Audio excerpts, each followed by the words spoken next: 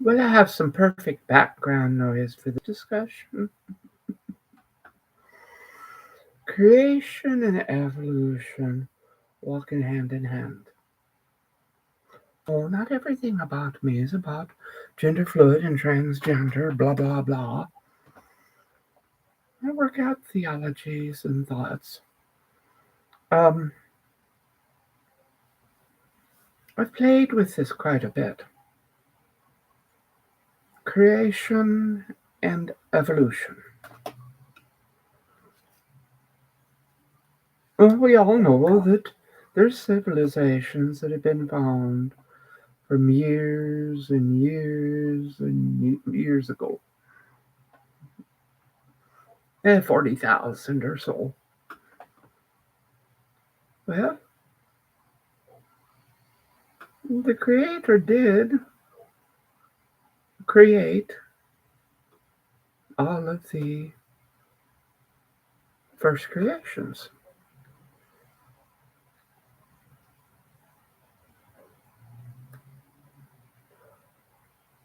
Some of them got wiped out by disasters.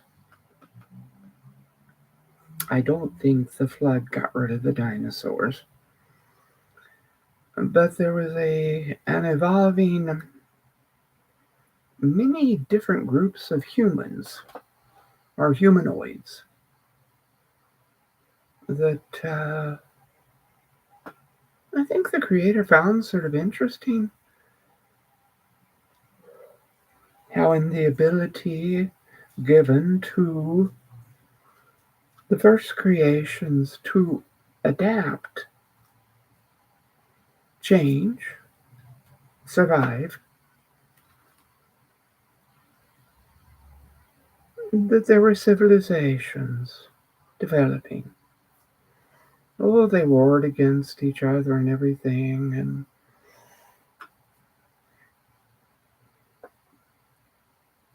well, the creator wanted something a little closer. So we get this lovely area, Mesopotamia, with Tigris and the Euphrates, sort of natural barriers. At least that is the assumed location of Eden, the first paradise. And the Creator did some hand picking of out of the creations that had evolved and were pleasing, and dropped them in the garden. And then he was looking at the evolving humanoids, which were human spirit but without soul.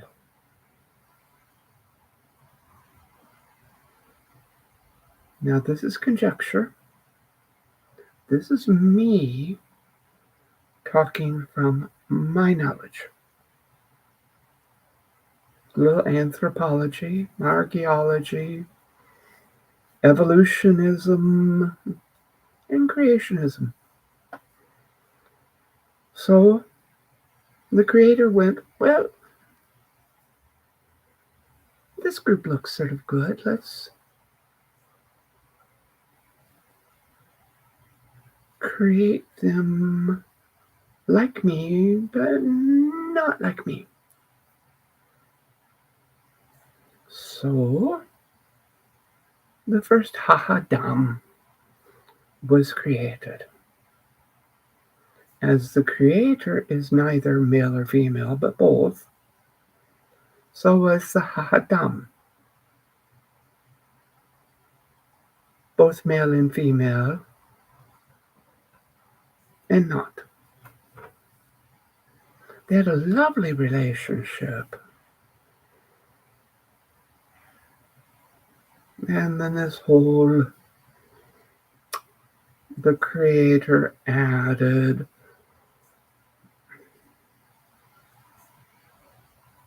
lust or allowed it. And the Ha-Ha-Dam wanted to be separated, and uh, we know how that goes.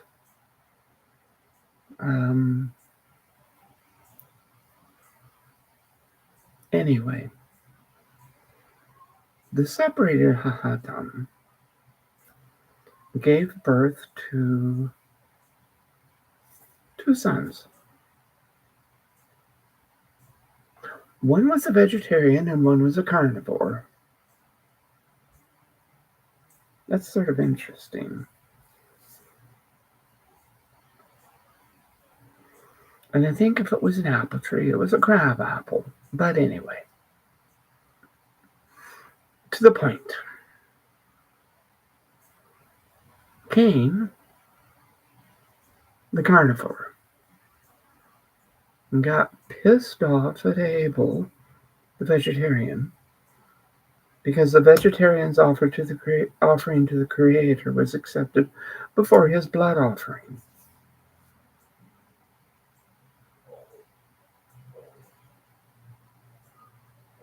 I wonder if it had to do with Cain killing some of the perfection of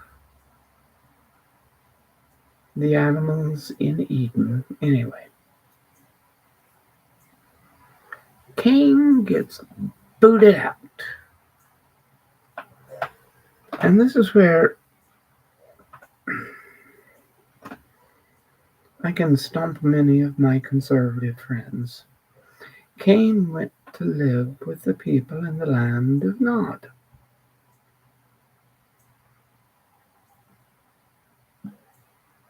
Okay. So these were an already established humanoid tribe that were able to mate with Cain.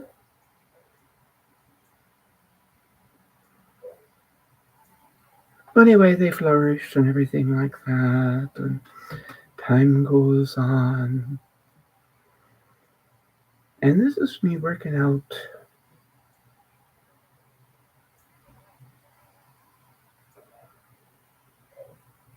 the creator of the Old Testament.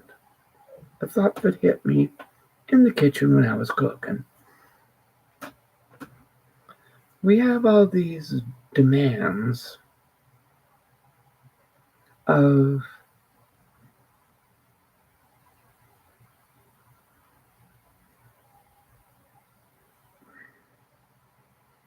however the human experience happened. It,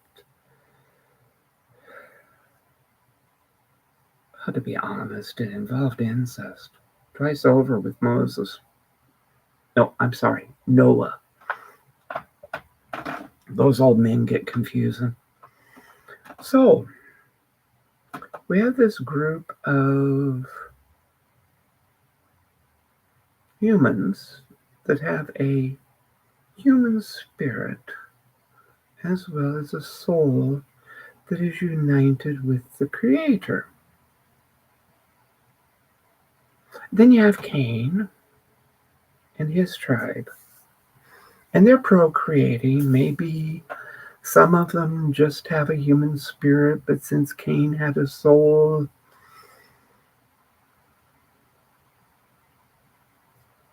a 50-50 split. So these different communities developed. And anthropologists looking at bones and seeing all the different structures and the different types of humanoids and how these different tribes developed a hierarchy system of gods and things. Well, the Creator's starting to get a little concerned.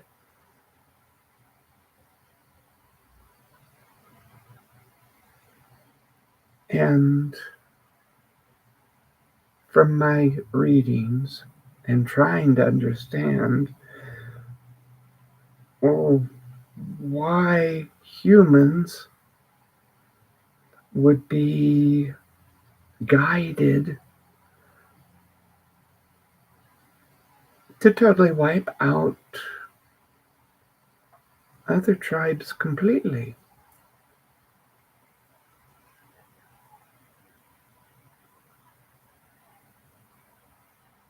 Was this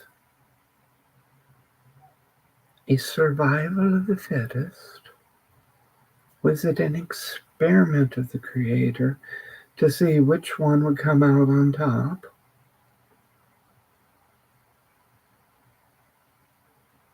It's a ponderance.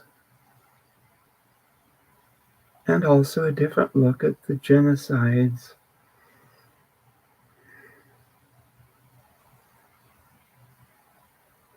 And I think some of the current populace that still holds more to the human spirit, and I look at them and I wonder if they really lack a soul.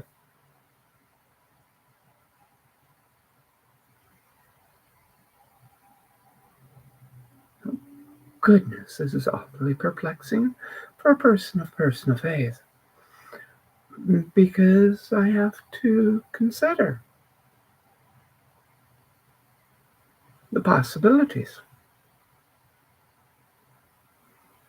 I know the Creator's probably going, oh my God, she's opening up a can of worms. Well, that's my job. And the Creator enjoys it. We were made to think and consider. So, most of these humanoid tribes were wiped out from near the created human tribes.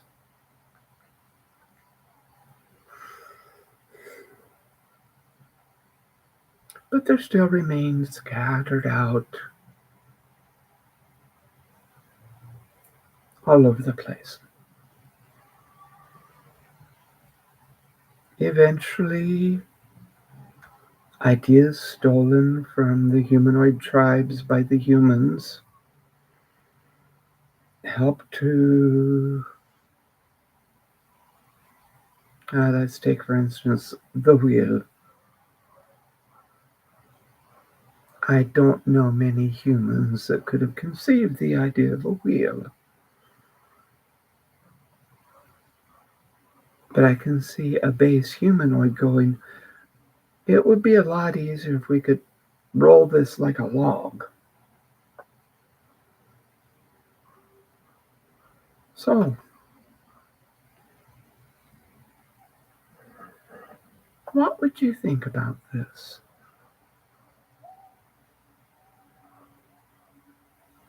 The Creator has no limits, nor do I try to put any limits or put any words in their mouth. Only my mouth is speaking. It's a perplexity. And I enjoy working through the areas that separate so many people. Look like poor Darwin had to put up with. Just with showing that isolation of a species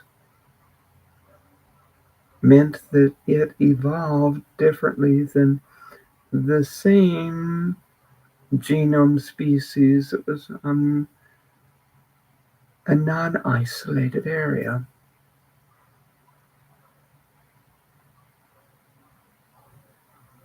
But as humans explored the world, we contaminated those areas with rats, hogs, cats, and dogs.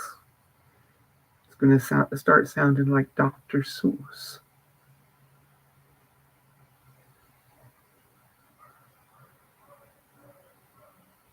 But I'm allowed to ponder. I'm old.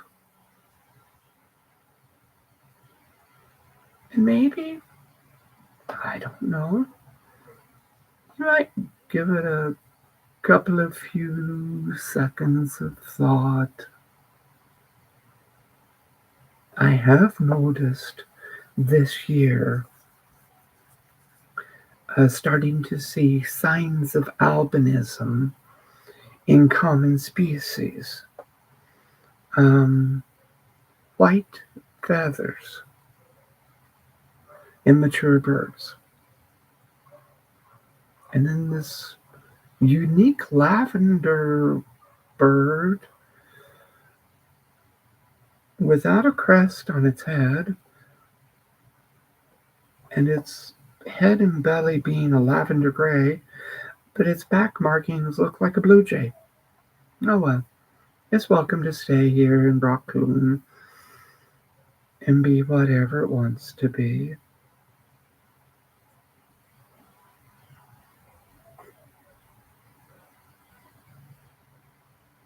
I did have my 250 bulbs arrive today.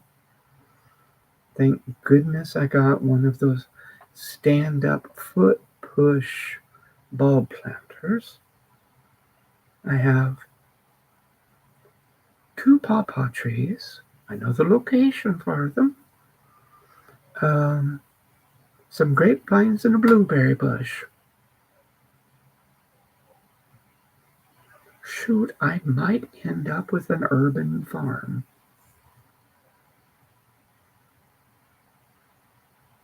That might come in handy.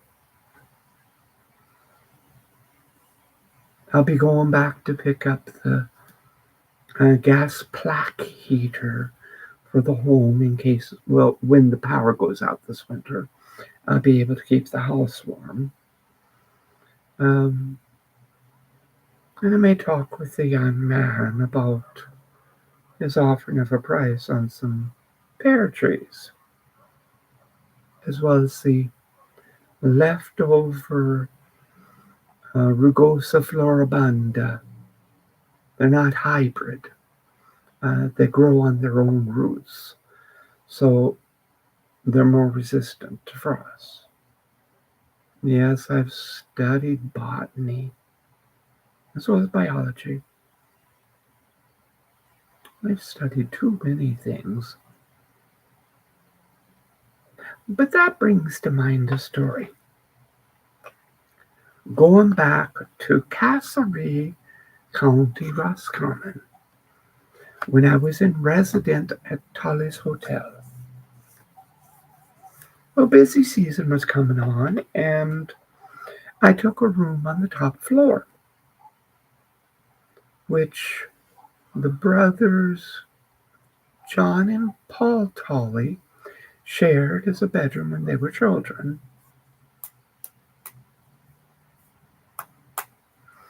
And since it was not, they offered me the up-to-date finished room on the floor, and I said, no, it's too nice for me. I'm strange that way.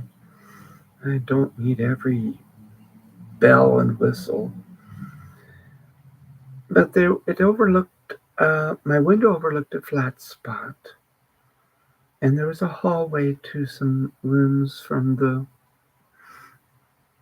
50s, 60s decoration, and a door that opened out onto the flat part. I didn't go out on the flat roof, but I put a chair there and sneak a cigarette inside.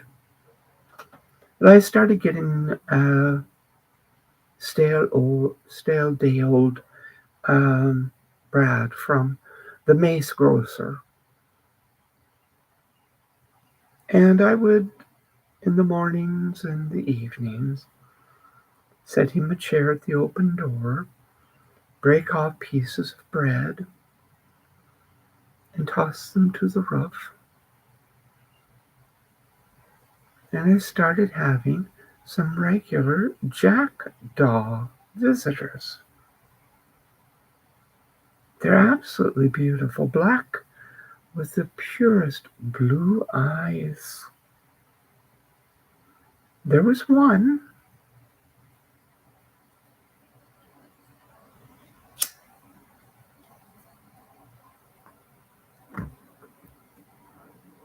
I ended up giving him a name, White Wing. He had 4 flight feathers in each wing that were pure white. And so I started being a little partial. I'd make certain he got some more bigger pieces of bread. Well, one day I started noticing that on the stroop of that door there were little pieces of shiny aluminum. And each day it would continue to grow. Until one day when I was tossing my bread out as a way of saying prayers, to be honest, White Wing came up and dropped a piece of shiny aluminum foil. He was giving me gifts for my giving him bread.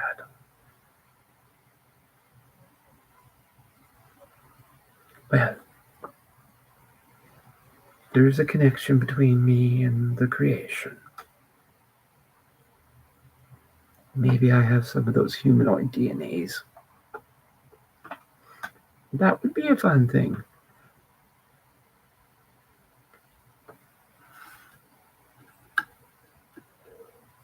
Well, someday I'll figure out this evolution creation thing when I become the simple God particle and talk with the creator or communicate or whatever. Maybe there's not an answer. Ooh, there's fog coming across. It's my cigarette. I'll move it. But just my sharings and my ramblings.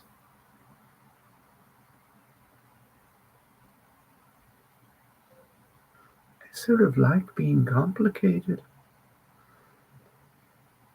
But as always, kids, I don't care if you're older than me, younger than me, or whatever, you're still my kids.